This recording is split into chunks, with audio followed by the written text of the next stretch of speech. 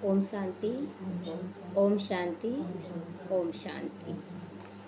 आज बाबा बता रहा है कि हम बच्चे ही नौ युग के रचनाकार हैं। नौ युग को रचने वाले हम सब बच्चे हैं। बाबा रचता है, लेकिन किन के द्वारा? हम बच्चों के द्वारा। तो हम बच्चों को कर्म सिखाकर दुनिया के आगे प्रत्यक्ष करता है कि देखो हमारे बच्चे हर परिस्थिति में कैसे स्टेबल हैं, कैसे प्यार से बात कर रहे हैं सबसे, कैसे हर बड़ी बड़ी परिस्थितियों को एक रूई समझकर पार कर ले रहे हैं। तो बाबा कहता है कि बाबा हमेशा अपने नौ युग के रचने वाले बच्चों को देख रहे हैं। और दूसरा क्या है कि आने वाला जो सतयुग है उसके अधिकारी बच्चे भी हैं।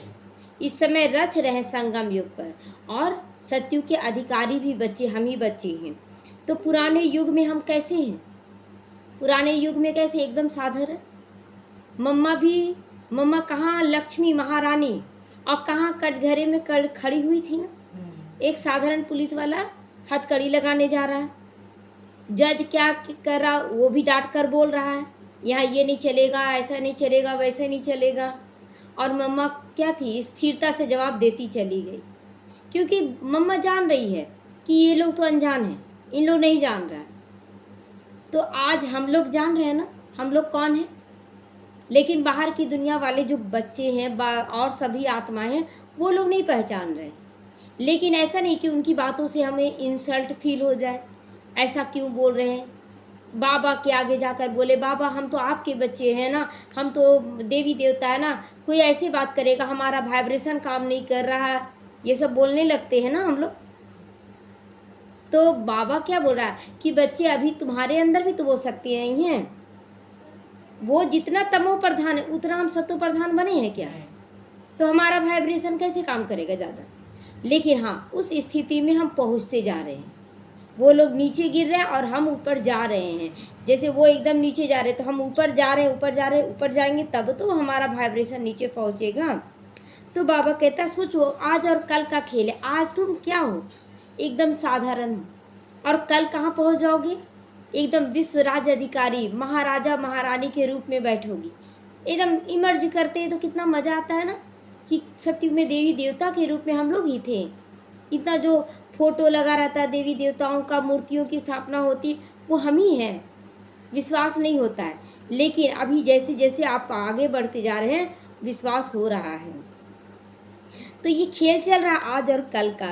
क्या आज क्या है और कल क्या रहेंगे। जो अनन्य जो ज्ञानी बच्चे हैं उन्हों के सामने आने वाला कल इतना स्पष्ट है जो आज स्पष्ट है।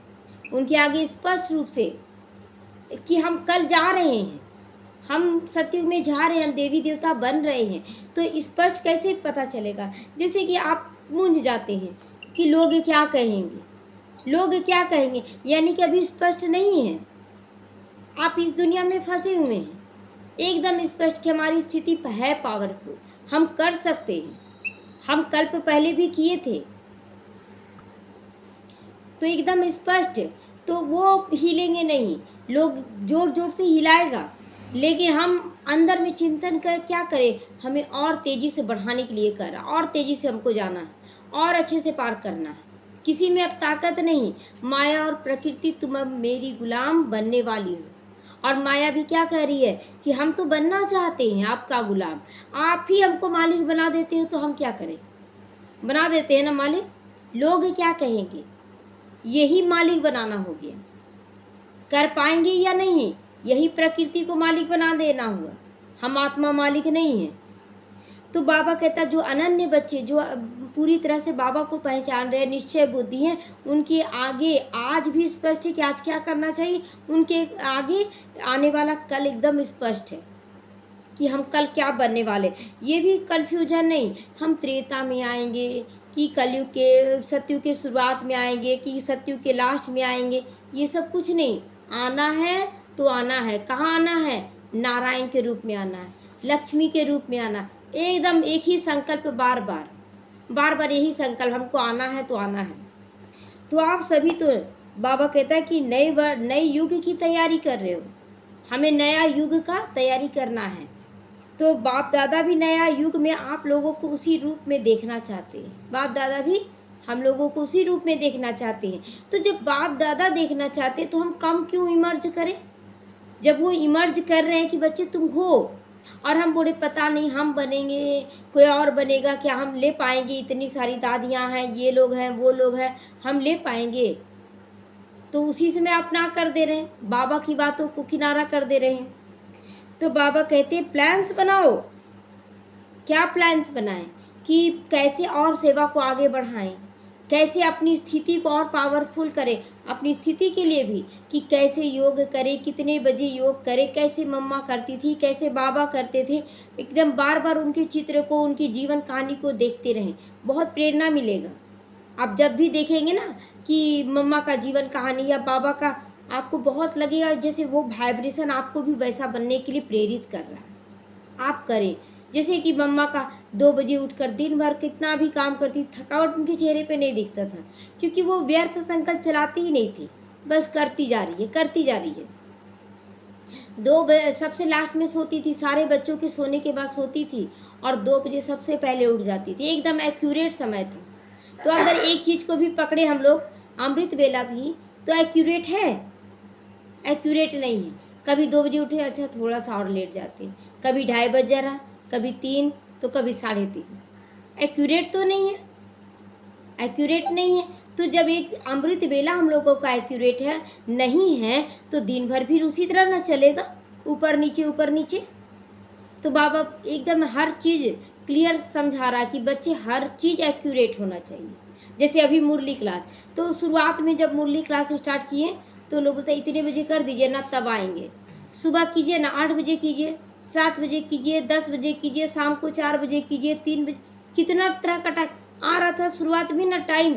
इतने बजे माथा दर्द हो गया कि किसको कितना टाइम दें, तो हम बोले अब कोई टाइम चेंज नहीं होगा, आपको आना आइए, नहीं आना है मत आइए, टाइम वही रहेगा। जो टाइम रखा जाएगा वो उसी टाइम में सबको आना है, नहीं आना है मत आइए। नहीं आता था, देखते थे अकेले बैठ के हम मुरली बाबा को याद करते थे, मुरली पढ़ना शुरू, कोई नहीं आया, इमर्ज कर लिए कि बाबा पूरा कमरा भरा हुआ है, और पढ़ना शुरू। आज टाइम फिक्स हुआ ना, आज लोग आने लगे ना। तो ये नियमितता का गुण है, रहना चाहिए कि एक ही टाइम पर हमें करना है। तो ये स्टार्ट अगर अमृत वेले से करेंगे तो वही फिर दिन भर हमारा बहुत अच्छे से चलता है। तो बाबा कहता है आज बाबा देखना चाहते हैं पुरानी की समाप्ति कैसे कैसे कर रहे हैं। पुराना संस्कार है ना, थोड़ा सा और सो लेते, आलस अलबेला पर हाँ होता है ना। तो बाबा देखना चाहते कि तुम पुराने को विदाई दे रहे हो या नहीं। समाप्ति में सारे वर्ष की रिजल्ट देखो, दिन भर की रिजल्ट देखो, ऊपर नीचे जो अमृत वेला होगा ना तो दिन भर आपका ऊपर नीचे होगा। तो बाबा हर बच्चे का रिजल्ट देखना चाहते हैं, सबसे सुंदर, सबका रिजल्ट बहुत सुंदर देखना चाहते हैं। बाबा को देखने में कोई समय नहीं लगता है कि हाँ मतलब इतने सारे बच्चे हैं तो हम कैसे, अच्छा देखने में समय लगता है। अभी देख रहे हैं, अभी जितने बच्चे आ रहे हैं तो पता नहीं चलता कि कौन कैसा कर रहा है, पुरुषार्थ कितना कर रहा है। अब वो तो बाबा है, बाबा नहीं देख लेगा, उसको तो 1 सेकंड से भी कम लगेगा सबका भाग्य देखने में कि कौन कैसा कर रहा है। बाबा भाग्य नहीं दे रहा है, भाग्य बांट नहीं रहा है, बाबा भाग्य बनाने का रास्ता बता दे रहा है, और देख रहा है बच्चों की स्थिति कौन कैसे चल रहा है, दिन भर का स्थिति।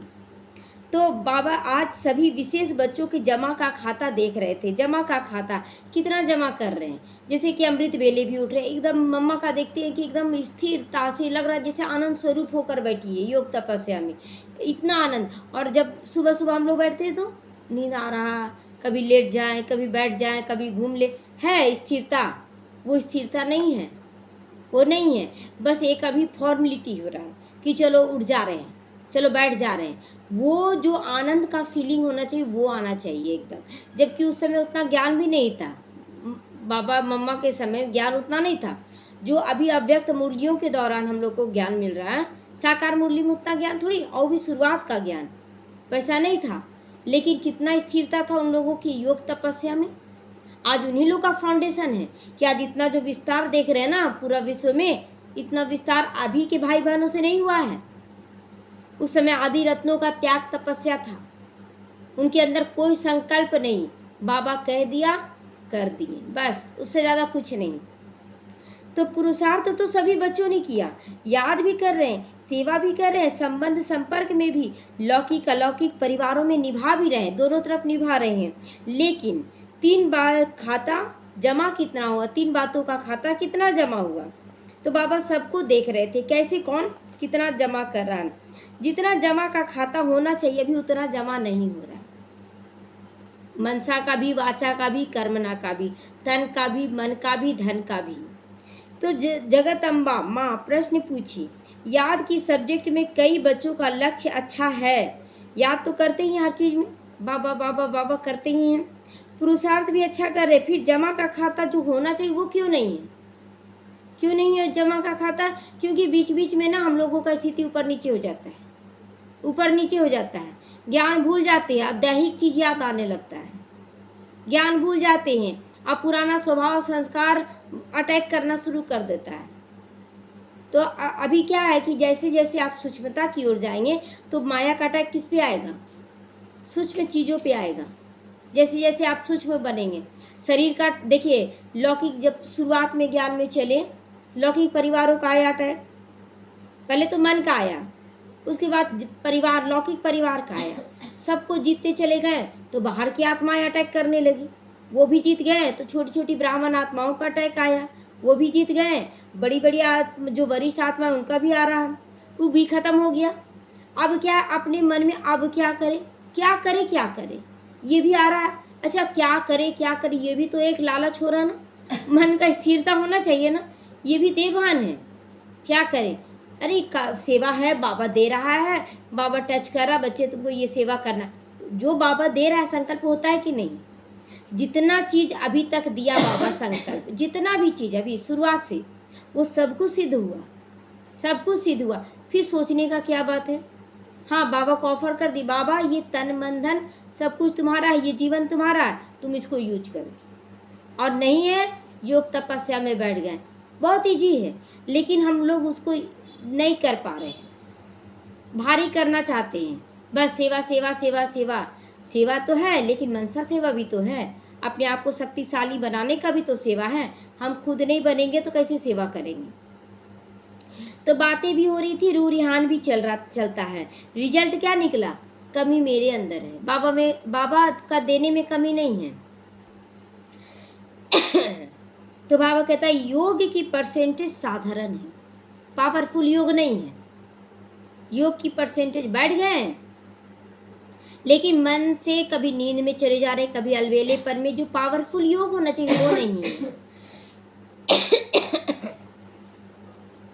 तो बाबा कहता उसी में कमी होने के कारण योग लगाने के समय योग में अच्छे हैं लेकिन योगी आत्मा नहीं है।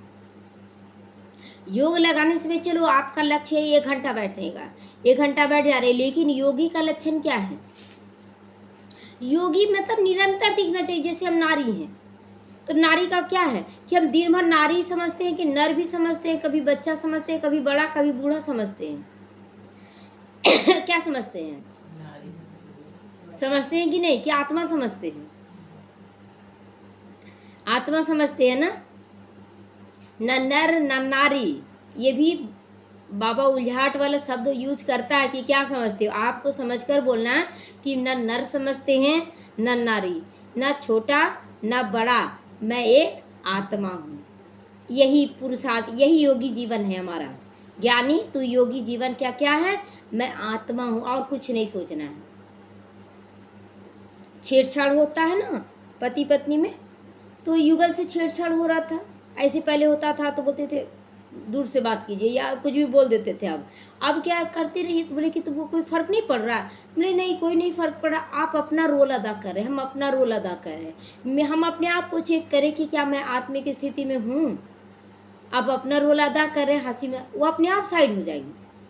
आप देखिए करके योग में स्थित हो जाइएगा ना, वो अपने आप, वो आपको दिखाना चाहते हैं कि देखो तुम्हारे ऊपर अभी भी असर हो रहा है, देह भान का असर है कि मैं नर हूँ। जब दादी जान की स्टेज पे जा रही थी, अचानक साधु सन्यासी जो था महामंडलेश्वर के आए हुए थे, वो मन में चेक कीजिए कि इन लोगों का देह भान है या नहीं। बीच सभा में दादी जान की कैसे हाथ पकड़ लिए। अच्छा आपका हाथ कोई भी आकर अनजाना सा कोई बूढ़ा आदमी आपका हाथ पकड़ेगा तो आपको कैसा लगेगा? आप भी बूढ़े हैं, वो भी बूढ़ा है, ठीक है, अब वो हाथ पकड़ लिया आपको कैसा लगेगा? अकबकाहट लगेगा, क्योंकि देवभान है।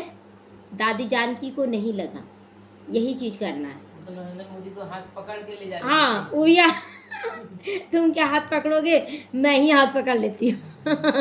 तो ये है स्थिति, ये है स्थिति। तो देखिए घर में ही हम लोगों को स्थिति बनाया जा रहा है। बाबा चाहे युगल हो चाहे बच्चे हो चाहे जो, चलो ठीक है आ जाओ, बच्चे आ रहे हैं तो गोद में लेट जा रहे, तो फिर भी बच्चों का फीलिंग में आते हैं बच्चे हैं ये इसलिए गोद में लेट जा रहे हैं। नहीं, आत्मा है, हम जगतम्बा हैं। जगतम्बा उसमें एक थी, मम्मा थी, आज हम सभी जगतम्बा का रूप है, सबके अंदर वो जगतम्बा का रूप है। तो हम सभी क्या बन जाएं, जगतम्बा। तो फिर ये पति पत्नी का भान कैसा, अगर वो छेड़छाड़ भी कर रहे हैं, एक बच्चा नहीं करता है, हाथ नहीं पकड़ता है क्या, तो क्या वो स्थिति बना है? अभी वो स्थिति नहीं बना है, अभी वो स्थिति नहीं बना है। ये देवभान है कि हमको नहीं करना है।